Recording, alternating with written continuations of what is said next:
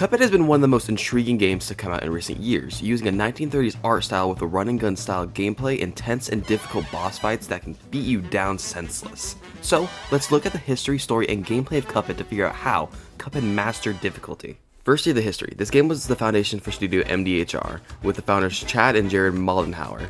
They wanted to make a game in the run and gun style of gameplay, and landed on the rubber hose style of the 1930s because they grew up loving those 1930s cartoons. But choosing this style, the only way to make it look authentic and good was to hand draw every single frame of every single boss, NPC, projectile background of Cuphead. There are 50,000 frames in Cuphead, so they had to draw 50,000 pages of art. And it shows. As a person who has always loved art, I can't help but gawk at how good all these animations are, and it sucks because you never even notice half of them because like something like the backgrounds, you're too focused on actually defeating the bosses than even being able to see them. This game was made not to be fair. The brothers envisioned this game less of memorization and just going with the motion and more of adaptation. Going on the fly, and it shows. Because when you play this game, you are never truly safe. Cuphead took 7 years to make, mostly because of how long it took to make every single frame and the amazing soundtrack that accompanies it. Now the story. It's just gonna be on the fly because the story is probably the least important part of the game. The setup is simple. Cuphead and Mugman find themselves at a casino where they're on the winning streak on a craps table. So the owner, aka the devil, bets that they won't win the next roll. In exchange, if they win, they get the casino. If not, they get their souls. Obviously, they lose. So they have to go and round up all the debtors by the end of the day, or else their souls are his. Now gameplay. I want to talk about each boss run and gun, both in the sense of me as an okayly experienced player replaying this game and a complete noob. And at insult to injury, we are going to add this handy dandy timer so you can all laugh at me. And this shows how long it took me to complete each boss run and gun. We're thrown into the tutorial where we learn how to walk, jump, dash, shoot, lock, and use EXs, plus the concept of capitalism. Mr. Macintosh over here gave us 3 coins, which is enough for a new weapon, so I took Roundabout and got to our first boss fight, the Root Pack, where we stomped it in only one try, with a time of 1 minute 26 seconds. This fight is basically just a way to learn how to get used to all the basic mechanics, similar to Goofy Le Grande, where I did sadly die. Now this boss fight is for learning about how to dash and duck, with his jumping and mollywop special only taking me 2 minutes. Force Volley is my first running gun. I first tried it, taking me only a minute 30, but don't get it twisted. The first time around, this one can be a bit of a bitch. The constant barrage of flowers, projectiles, and overall lack of experience can make this one a mild challenge, especially without Tracer. But then I got Smoke Bomb, which is basically a charm that makes you go invisible and invincible, so my go-to charm. Now we learn about aeroplane levels. Basically takes all of your shots and parts, throw them out of the way, and all you have is your plane, what they can shoot, and I hate them. They are my kryptonite, and you'll see. You'll see.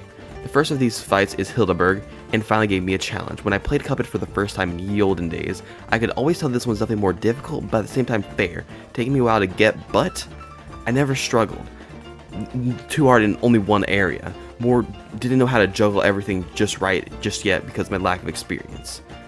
It only took me 8 minutes and 30 seconds, but still, an okayly hard one. Now we go into Treetop Trouble, where I'm not gonna lie, I eat shit. I don't know why, but something about how the dragonflies come down in very annoying, unpredictable patterns, the dance with death that is the parkour, and the sometimes annoying and not really easily predictable mini-boss just made me eat shit. Especially without Tracer, it took 20 minutes and 51 seconds for the second run and gun stage. After I collected the Shadow Remains of my ego, I went on to fight Ribby and Croaks. This boss fight is generally tough if you are a noob. Now with my knowledge of this game, I can easily state that this first stage is piss easy, just jump accordingly and swat away these flies. Second stage is a snooze fest, just pay some mild attention and you'll be Gucci. And lastly, the final phase. This one can be tough. The frogs are really easy, just don't mess up your jumps. The bulls can be a bit annoying if you aren't paying attention too much to where they're coming from. And the tigers can fuck off. I don't like these things because they have really annoying, unpredictable patterns that just, it's just like the moment you mess up even a second, you just are done for. Screwed, bye-bye. Still, it only took me 7 minutes and 13 seconds. We made a pit stop at the mausoleum to get our first super art. You just parry some ghosts and then you get a penultimate ability that does heavy damage. If I'm being technical, EXs are better, but I procrastinate so much on them that I would rather just get it out of the way with than, care about the consequences later. Cagney is definitely not the hardest boss in Aisle 1, but I've done him so many times because for some reason I struggled with him a lot when I was a noob. Maybe something about how his minions work, or maybe just how unexperienced I was, but I just played him so many times that at this point I know him so well that I laid his ass out in 1 minute and 3 seconds flat. Generally a tough boss, but I've done him so many times I just knew how to fuck him up, getting your asses straight into Aisle 2. On Aisle 2, the boy Elder Kettle tells us, hey, just beat these bitches to a pulp and go and beat the devil to the ground. Got it, Dad. So we took on the next boss, that being Beppy the Clown. Now yes, these ones are more difficult. I'm not mollywopping them the moment they come out on stage, but I wouldn't say there's all too much that really gets me bad in Isle 2. Beppy can suck because of how his balloons can spawn in conjunction with the train, similar story with the horses, and the final stage is mostly on clearing out the penguins. It only took me 18 minutes and 31 seconds. Next was Funhouse Frazzle, where the biggest threat was my keyboard. Oh my ass. Oh my god. What the fuck? Oh, fix Windows! Now, in all seriousness, this isn't a hard one at all. It can be disorienting with you going on the ceiling, but even then, it only took me 6 minutes and 30 seconds. I used that wealth to get Lobber and Converge, which I didn't really need or want, but I really needed Crackshot, so I had to get him. Baroness Von Bonbon is next, where she truly just ain't hard. There are minions that she can send out which can be difficult, but even then, given some luck and skill, it won't take you long. Personally, it only took me 2 minutes and 7 seconds. Funfair Fever is next, taking me only 5 minutes and 39 seconds. The only part that has me sweating here is the end of the hot dog, where you can just be caught with your pants down at any point. Now while I warbles, this boss can fuck itself, all the way back to its goddamn fucking nest, because oh this little shit. The first 2 phases, if you just stay to the back and pay attention, you'll be fine, no problem at all. But this little shit goes back and forth, making it annoying to hit him consistently, and these floating spiked eggs feel so annoying to dodge and weave through. And the final part is pretty chaotic as well. It took me 12 minutes and 48 seconds, but trust me the first time, oh my god. We quickly scooped up the second super art, this one giving invincibility. I don't really care for it, but you know, I don't know why I'd be planning to get her anyways. Made a little pit stop to Jimmy the Great, an okay hard boss fight. The first phase has either a chest with swords, easy, cats, that's okay, and junk, you could fuck yourself. I don't really like this one for some reason. The second phase can have some unfortunate timings, but generally it should be easier than all beliefs. The third one, he is in a sarcophagus and I just stay at the top and feel good. He reads my mind to make a Cuphead and also a turban that in conjunction is mildly infuriating. Last phase isn't too bad, just pay attention and you'll be okay. This one took me 11 minutes and 41 seconds. Now if you know this game, you know what comes next. Grim Matchstick. And just so you know, I streamed this game so far. We are still on the first stream, and I only did the first 2 aisles, and we still have nearly 2 hours left. Grim isn't necessarily that bad. Most of the time, the first phase can be annoying if the tail blocks you off in just the right way, or the second phase can be annoying with the little shit fires that can arc weirdly. But you can still predict it okayly well. But the last phase was something else. Suddenly your shots are your enemy, because if you shoot the bubbles, 4 projectiles burst out quickly, leading to many assault cases, and then they use a flamethrower that makes most of the platforms useless, which is the main struggle of this fight. The moving platforms that can screw you over and more importantly, constantly tug at your mind to remember where you are. 1 hour and 45 motherfucking minutes. Oh! Aisle 3 is where shit gets intense, so I choose one of the least intense with Captain Briny Beard. The only part of this level that fucks me is some unfortunate timing with the barrel, and the fact that the cannonballs the ship shoots can be quite unfortunate.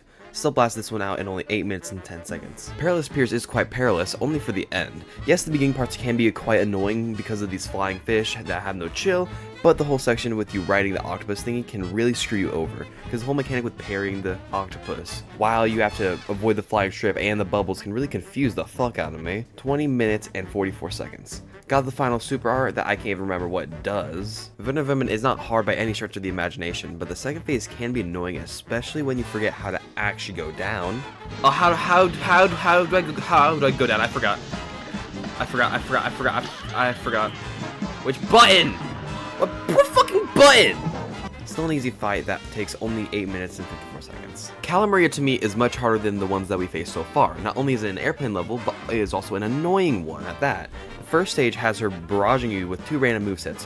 One she calls and the other she pulls out or Hawk 2 is out. The second phase has her stun locking you, and having a lot of eels spitting electric projectiles that in conjunction with the stun lock has my ass cheeks clenching. The last phase is where I flip the lid.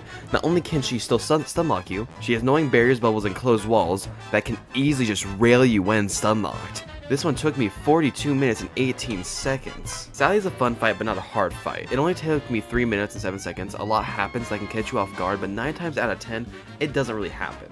For the first 2 phases especially, she does throw a lot of things at you that can catch you off guard. but it doesn't happen too often because it's such an easy boss fight, especially for Aisle 3. Now Rumor Honey Bombs is next, and she sucks. The first phase isn't really that hard, especially because all you have to do is just avoid bombs, basically. The second one can be a bit annoying, especially with the bullet bills, but the third one, it just gives me a headache thinking about it. Yeah, I still saw it clutched up in only 6 minutes and 33 seconds. Rugged Ridge is the final and hardest running gun. Basically, goats fuck you, lions fuck you, giants fuck you, aka the beginning especially is annoying, while the middle is okayly easy, and the ending can be a bit tricky at first, but you can get used to it pretty easily. Only taking me 19 minutes and 7 seconds. Dr. Cal is next, being the hardest boss in the game. He starts off with 3 weak points that you need to destroy. A beam on his head with stupid thickness, his upper chest that has a parryable beam, and his lower chest which has Galaga. Once each one destroyed, they get a new annoying attack. Beam turns into a buckshot nuts and bolts. The upper chest gives him hands that can magnetize you and fly into the middle of the screen, coming back with a flurry of projectiles, and lower chest with a heat-seeking missile that has a stupidly large range. Once all of his weak points are destroyed, you need to destroy his heart with all the new stupid annoying attacks. Once phase 1 is done, I'll repeat, phase 1, you have to go into phase 2 where he flies around and spawns those heat-seeking missiles with stupid range. That one's not too bad, but phase 3 gets worse. Cal is now on the prowl. He has these 2 gems that shoot out electricity while he's moving up and down, while walls that block him and hurt you come down, making it difficult to dodge him and hit him. This took me 2 hours and 30 minutes. Yes! Oh! Now finally Phantom Express, which isn't too bad compared to what just happened. The hardest part of this fight is definitely the beginning and the end. The ghost eyes can sometimes just not feel like they want to go where you want them to go, and when the train comes into play, it just becomes a whole big slew of BS because there's quite a bit that goes on. But the middle phases you can easily cheese. This one only took me a brisk 7 minutes and 16 seconds. Now in Equal Hell, we start with King Dice and his fun bunch. Firstly is Tipsy Troop, where I don't like the horizontal attack, the rest is fine with me. Chips Bedigan with a smoke dash is a breeze, but you can still have some awkward moments. Mr. Wheezy is only difficult when he does multiple flame spits, needing you to do some tight movement to not get hit. Pips and Doll I personally don't like because of D20 plus the moving floor that can kind of screw you over and make your life hell if you aren't careful. Hocus Pocus is all fine and dandy until he sends the projectiles up from up top. I'm not sure if it's just me, but hitting these fuckers from up top feels impossible at times. Fear Lapse is only hard when you forget about the people on the bottom track lunge at you, and the fact that it's an airplane level. Fear Little can be a bitch if you play her normally, but put on Smoke Bomb and you are okay. Mangosteen is beyond easy and it shouldn't be fucked up. I did once, but that was just because I forgot his attacks. And lastly, Mr. Fuck No. Now this one is only annoying for 2 reasons. 1, it just fucking drags. And 2, his movement is barely faster than you, leading to some tight and annoying spots. And it's an airplane level. Lastly, King Dice himself is simple. He puts it down his hand and makes cards come out. You have to parry on top of the right ones and do not fuck it up. Initially being hard to time, but eventually you do get a good rhythm. Personally, King Dice is my favorite boss in the game, just for his unique style of and amazing replayability, where you have to go through, do different bosses, or all of them if you really want to, and this one took me 47 minutes and 5 seconds, which felt like a breeze. Last boss in the game is the Devil, and is one of the most diverse fights in the first phase alone. His 3 animal transformations aren't hard, but some, like the goat, have very small escape windows. His spells are where it amps up. The bubbles, easy. The fire that shoots you isn't the hardest, only screwing you if you let it screw you. But the spinning fire is absolute bullshit. I think once I actually escaped it successfully, and if I'm being fair, these imps are probably the reason that it takes so much unnecessary damage, because they are always ill-timed. Second phase, you have bombs that have to be parried, and axes that shouldn't be too annoying to evade, and there are poker chips that will keep going along the track, right to left or left to right.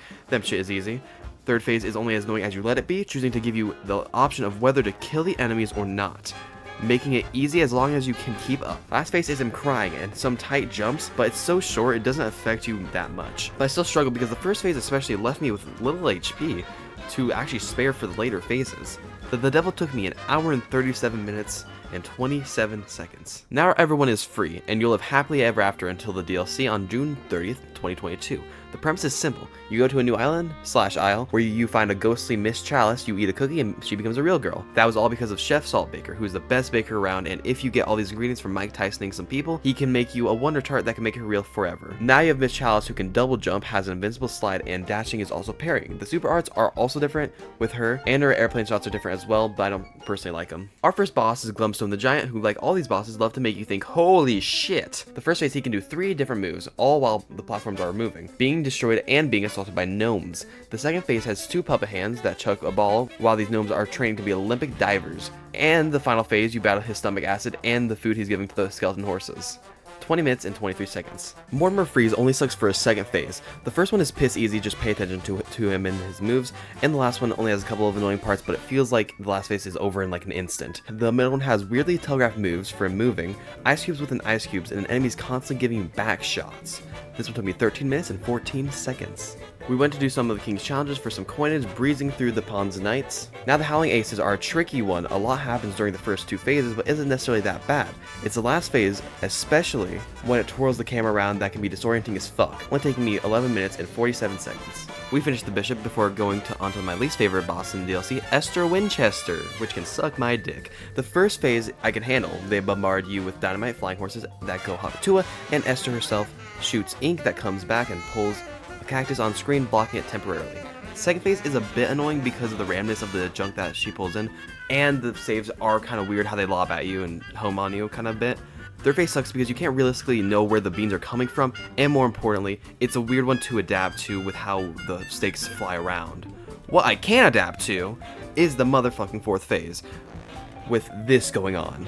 So weird, it's so weird, it's so weird, it's so weird! I'm not even sure how to like describe this to you. It took me 1 hour, 1 minute, and 30 seconds. We quickly beat up the Rook and the Queen, finishing out the King's game. Now Moonshine Mob, a unique case. The first stage easy, second stage is still easy, except that, you know, some of the minions can really screw you over. The third stage, however, is really just, I don't like it. The Anteater is very unpredictable with where he's gonna tongue, and more importantly, I don't like the minions or the little brawl that happens. It's just like the randomness of the tongue plus how that thing just like rolls around just isn't that fun. And the fake out was also pretty cool. 19 minutes and 52 seconds. Now the twist is that Chef Saltbaker is the big bad. Say what? But low-key Hikey is an actual bitch. Basically, without getting too in-depth, he bombards you with a lot of shit on the first phase. Second phase, he does the same exact fucking thing, but you need to hit some salt. Third phase is not really worth mentioning, and fourth is not that bad as long as you keep your cool focus on Saltbaker's heart and the platforms, only taking me 33 minutes and 44 seconds. Now my thoughts are as following. Fuck Grim Matchstick, fuck the devil, fuck Esther Winchester, and absolutely fuck Dr. Cal. But in all seriousness, I can't really complain. This game is a masterclass in art, music, gameplay, difficulty, side content. I could go on and on and on. But what really sticked out to me was its masterful use of difficulty. No matter what you say or do, 9 times out of 10, you die not because the game is unfair. It is almost never unfair. It is all about you. It gives you clues, prompts, and ample time to react. And it is all up to you to react, which makes this game so different from any other game of its type or even beyond. Once you know the patterns, it's all about muscle memory. You could play Cuphead for years and still be surprised and trip up because of an unfortunate thing that happened that you weren't expecting. Not only making this game difficult, but also replayable to the nines. Even at the worst, like Cal, I knew it was my fault and I knew I was doing something wrong that I could have done better. In every sense, Cuphead mastered difficulty. And I didn't think I had to say it, but 10 out of 10. Thank you for watching How, the series where I look at a game's history, story, and gameplay to reach a conclusion on how a game became as popular as it did. If you liked this video, please consider subscribing. Have any suggestions for games to play, leave them down below. And if you wanted to check out my community tab, there's a poll going on till Monday about which game you wanted to see me play next. The choices are The Binding of Isaac, Hollow Knight, God of War, and Phasmophobia. And lastly, until next time, see ya.